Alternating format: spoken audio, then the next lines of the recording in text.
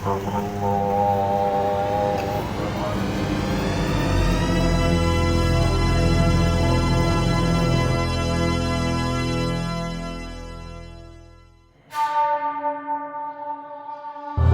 Rasulullah,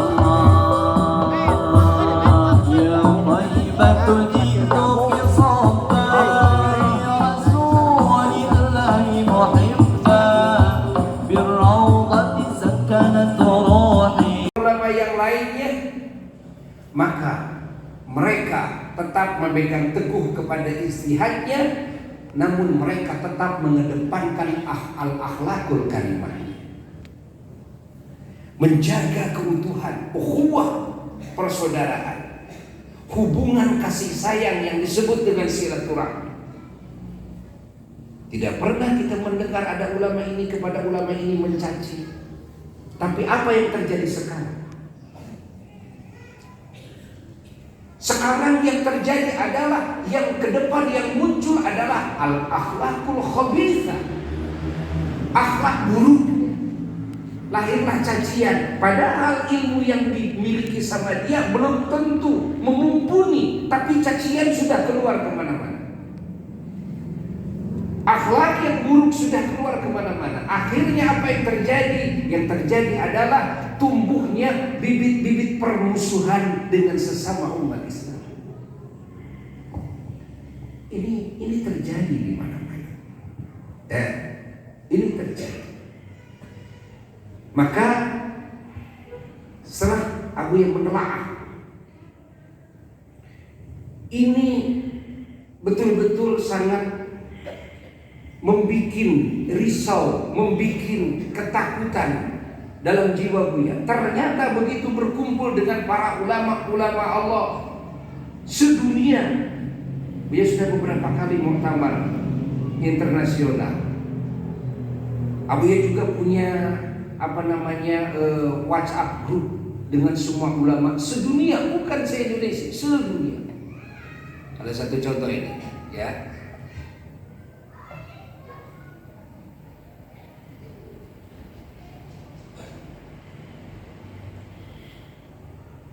Ini contoh ini. Ini grup. Lihat coba. Muwasalatul Ulama Al-Alamiyah. Jadi grup silaturahmi ulama sedunia. Artinya ulama-ulama besar yang wawasannya luas, ya, yang ajarannya betul-betul rahmatan lil alamin, yang mempersatukan umat ini dan mengikis habis pemikiran-pemikiran yang mengakibatkan kepada perpecahan di antara umat.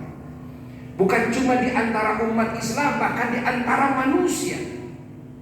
Karena ajaran Allah dan Rasulnya adalah ajaran kasih sayang. Kenapa Allah Subhanahu wa ta'ala memulai firman-Nya dengan Bismillahirrahmanirrahim? Apakah tidak ada sifat Allah yang lain selain Ar-Rahman Ar-Rahim? Bukankah Al-Jabbar sifat Allah? Bukankah Al-Qahhar sifat Allah? Bukankah Al-Muntakim sifat Allah? Bukankah Syadidul Iqab, Syadidul Azab juga sifat Allah? Apa yang Allah kedepankan ketika memulai firman-Nya? Dan setiap ayat yang turun, surat yang turun, malaikat Jibril alaihi salatu wasalam memulai dengan apa? Bismillahirrahmanirrahim. Dan di Lauh Mahfuz, papan tulisnya Allah, di mana di situ Allah mencatat semua takdir makhluk.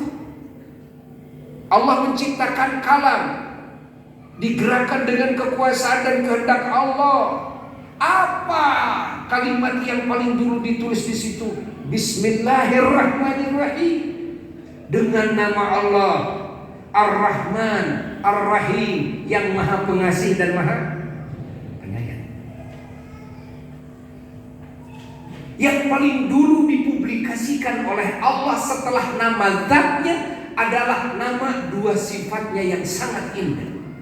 Yang dua sifat ini menjadi kebahagiaan bagi siapapun yang beriman kepada Allah. Kenapa? Karena Allah terlebih dahulu menonjolkan sifat kasih sayang yang maha pengasih, yang maha penyayang.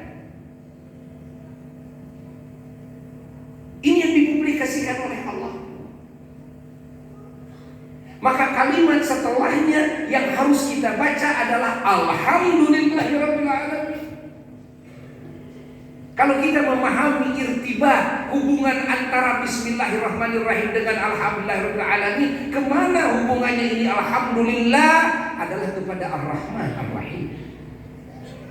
Bagaimana kita tidak harus bersyukur bahwa kita menjadi hamba Tuhan yang maha kasih sayang? Kalau kita telaah sifat kasih sayang, bukankah kita juga memiliki sifat kasih sayang? Kita sayang sama anak, kita sayang sama istri. Kalau ditanyakan kepada kita masing-masing, apakah sifat kasih sayang mungkin melahirkan suguhan yang tidak baik bagi yang kita sayang? Jawab yang keras. Apa yang lahir dari sifat kasih sayang? Yang lahir dari sifat kasih sayang adalah segala sikap, tindak tanduk, suguhan-suguhan yang terbaik bagi siapapun atau apapun yang ia sayangi. Jangankan manusia, kucing saja kalau sudah disayang, dia akan mendapatkan suguhan dan perlakuan yang terbaik dari yang menyayangi kepada dia. Jangankan makhluk hidup, kuping gajah. Banyak ibu-ibu ya yang punya bunga-bunga di rumah banyak. Sayang kepada bunga-bunga kita, sayang. Coba sikap apa yang kita wujudkan bagi bunga-bunga yang kita sayang? Segala suguhan yang terbaik, sikap yang terbaik, ditatap, diusap, diurus. Motor butut aja, sepeda butut, ari kurang nanya, ari kurang sayang, diurus, itulah sayang. Artinya ketika Allah mempublikasikan sifat Ar-Rahman Ar-Rahimnya, maka semua hambanya harus yakin bahwa apa yang Allah perbuat bagi hambanya tidak ada lagi kecuali al-aslah, yang paling maslahat, yang paling baik bagi semua makhluk. Ya. Setelah itu kita pahami lagi, Allah menyatakan langsung kepada Nabi kita, dan kita baca apa? Wa ma arsalnaka illa rahmatan lil alamin. Dan kami tidak mengutus engkau siapa? Kanjeng Nabi Muhammad sallallahu alaihi wasallam, illa rahmatan, kecuali engkau itu adalah wujud kasih sayang lil alamin, bagi semua alam semesta. Nabi kita itu diciptakan oleh Allah sebagai wujud kasih sayangnya Allah ke seluruh alam semesta. Dan Nabi menyatakan dalam hadisnya, innama ana rahmatun muhda, tiada lain aku ini adalah wujud kasih sayangnya Allah yang Allah hadiahkan kepada semua alam semesta. Allahumma shalli ala sayyidina Muhammad. Ditambah lagi dalam ayat lain, laqad ja'akum rasulun min anfusikum azizun 'alaihi ma 'anittum harisun 'alaikum bil mu'minina raufur rahim. Nabi kita itu Allah punya sifat apa? Raufur rahimun bil mu'minin, yang sangat kasih sayang kepada semua yang beriman. Mungkinkah wujud Nabi kita melahirkan yang tidak baik, yang merugikan sedikit saja kepada siapapun atau apapun yang disayangi olehnya? Sebaliknya, wujud Kanjeng Nabi Muhammad sallallahu alaihi wasallam zatan wa wasfan, baik zatnya maupun sifatnya, maupun wa af'alan, perbuatan-perbuatannya, wa aqwalan, ucapan-ucapannya, wa niyatin, dan niat-niatnya, wa ahwalan, dan segala gerak-geriknya, zahira wa batina, zahirnya, batinnya, min awwalihi, dari awalnya, ila ma la nihayata lahu, sampai pada ujungnya. Semua adalah yang terbaik bagi semua alam semesta. Rasulullah bukan rahmat bagi dirinya sendiri, bukan kasih sayang bagi keluarganya sendiri, bukan kasih sayang bagi umat Islam saja lah, bagi bumi dan seisinya, bagi langit dan sepenuhnya, bagi aras dan kursinya, bagi lauh mahfud dan kalamnya, bagi surga dan negaranya, dan nerakanya, bagi semua ciptaan Allah. Maka kalau kita pahami salah satu alasan Nabi kita diisrakan, dimi'rajkan, untuk membuktikan bahwa Nabi kita itu rahmat bagi semua alam semesta, sehingga oleh Allah tidak didudukkan di bumi saja. Allah pijakan kaki Nabi kita di semua alam langit. Allah pijakan kaki Nabi kita di aras. Allah pijakan telapak kaki kita di surga. Bahkan Rasulullah masuk neraka, ya, ya, begitu bukan dalam Mi'raj. Dan Nabi kita dipijakan ke Sidratul Muntaha. Nabi kita dipijakan ke alam yang malaikat Jibril saja tidak mampu masuk. Karena malaikat Jibril tidak diciptakan oleh Allah rahmatan lil alamin, rahmat bagi semua alam semesta. Seluruh nabi dan seluruh rasul tidak ada yang bisa melintasi Sidratul Muntaha. Jangankan masuk dengan jasadnya, pengetahuannya saja tidak bisa melintasi Sidratul Muntaha.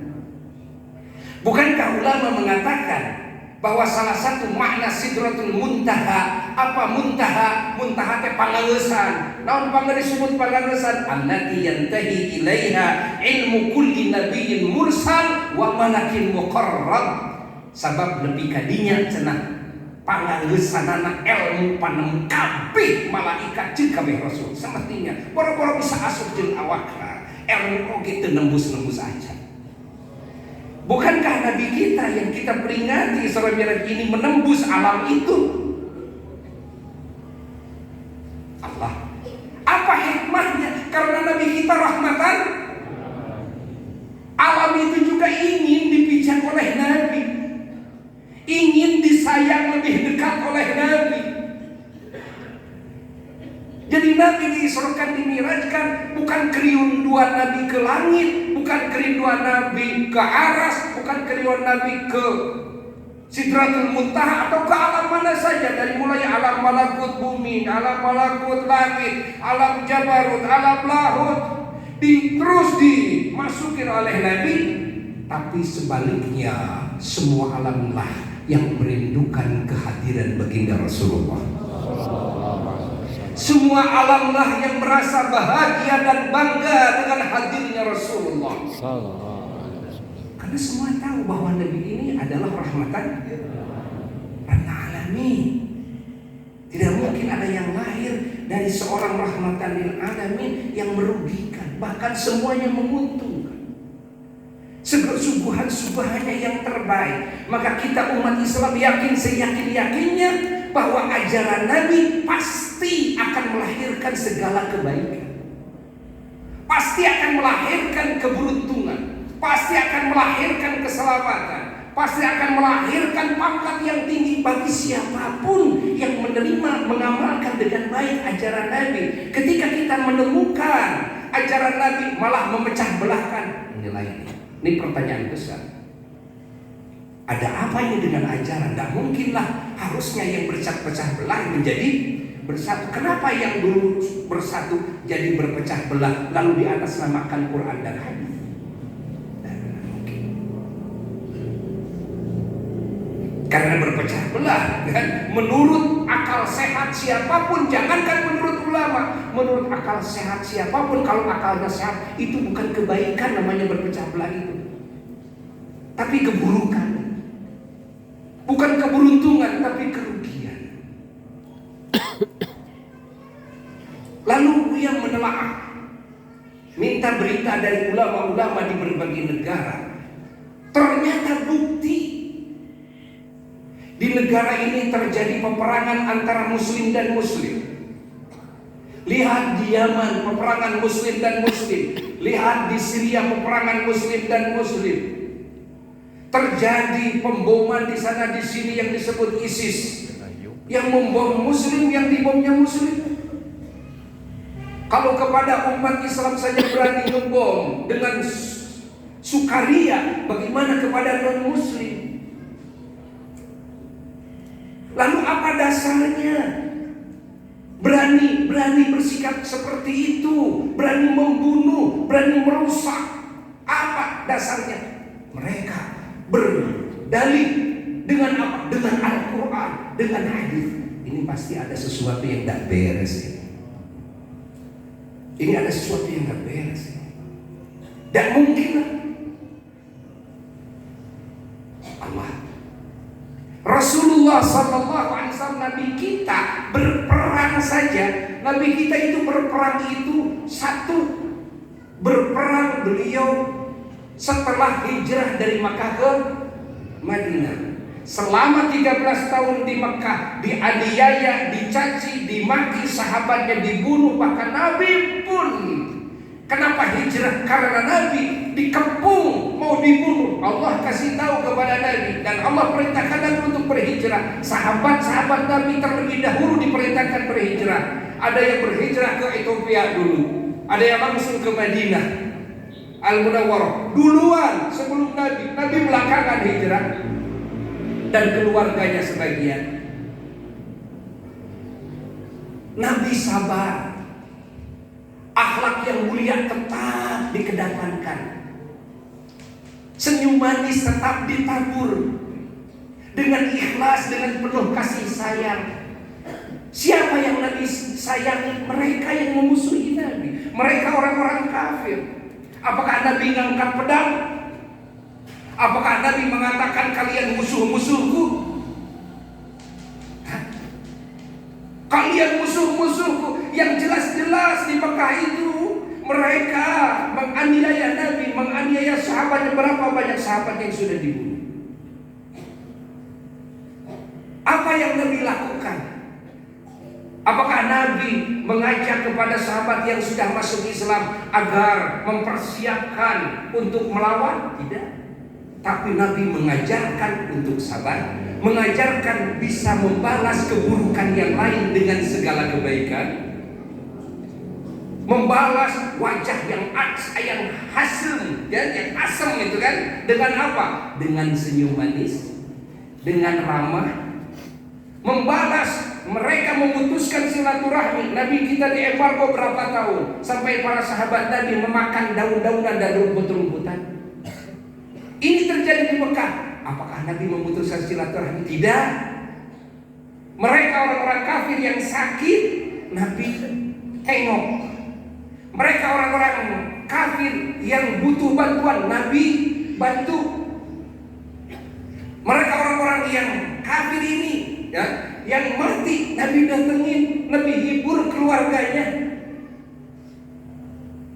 Pernahkah keluar dari lisan Nabi mencaci, memaki? Jawab oleh kita. Kita saksinya, sejarahnya. Hah? Pernahkah keluar dari lisan Nabi melaknat dan mengutuk? Pernahkah mendengar kita dari lisan Nabi mendoakan agar celaka semuanya?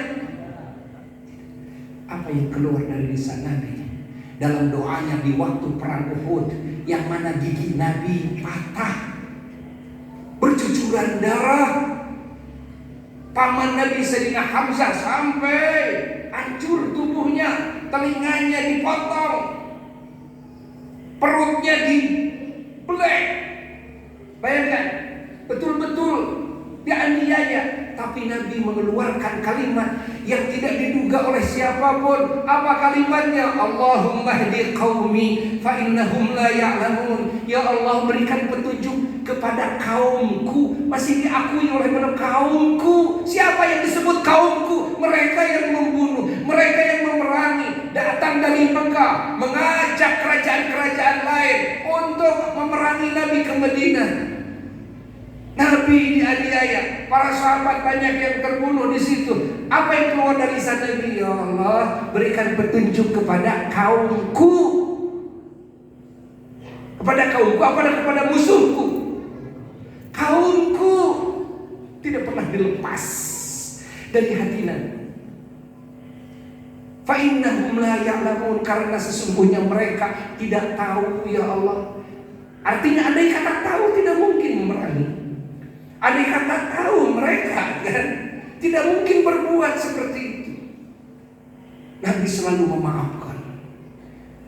Hati Nabi selalu penuh dengan kasih sayang. Kepada siapa Nabi kasih sayang? Bukan hanya kepada orang-orang yang beriman saja, tapi kepada orang-orang yang jelas-jelas memeranginya. Ternyata tercium kasih sayang Nabi, tercium kebenaran ajaran Nabi, tercium keunggulan dan kesucian apa yang Nabi dakwahkan oleh mereka orang-orang yang memerangi Nabi, yang memusuhi Nabi. Apa yang terjadi? Yang terjadi semakin hari berganti, berjatuhan bertekuk lutut di hadapan Nabi mengucapkan 2 kalimat syahadat.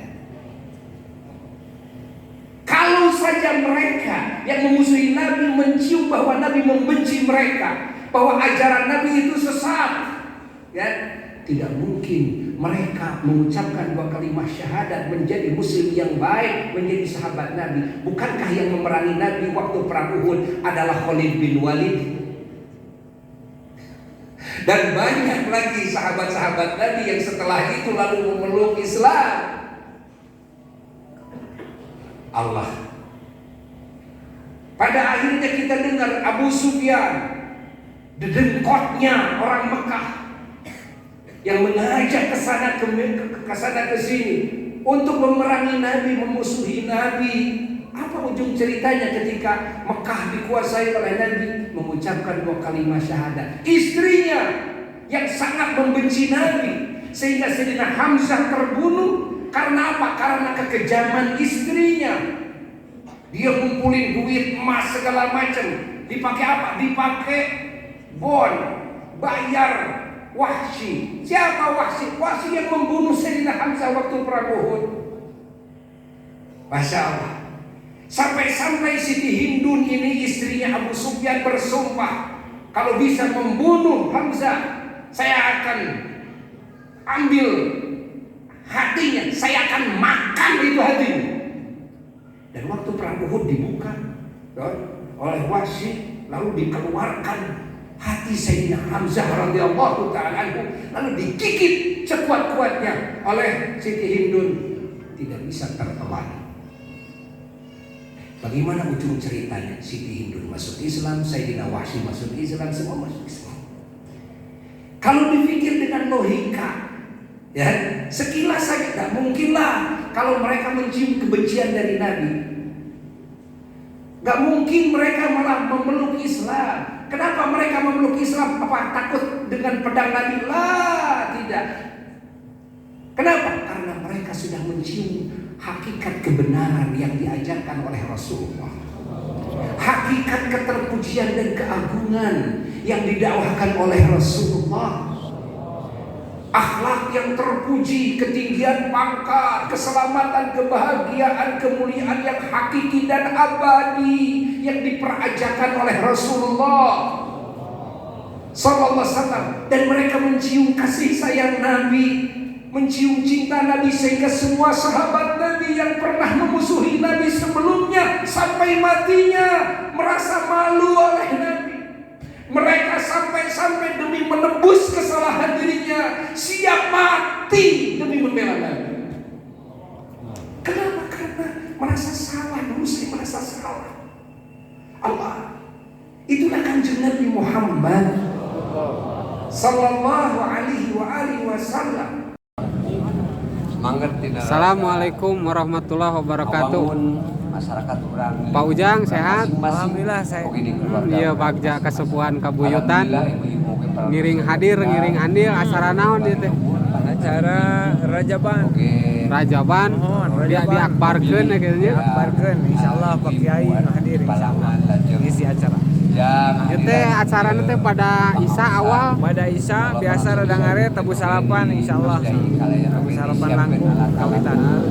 Upami di tengah ungi mah kawatosnya panitianya. Di tengah ungi biasa Ciwidey mah teh acan terbiasa sebetos ka wilayah Palihleubang. Kami wong iting teh biasa teh geuningan.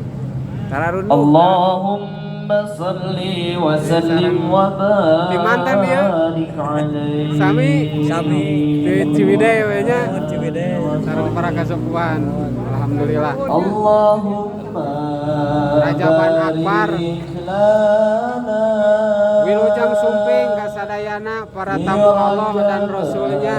Wa sya'ban. Alhamdulillah rabbil alamin.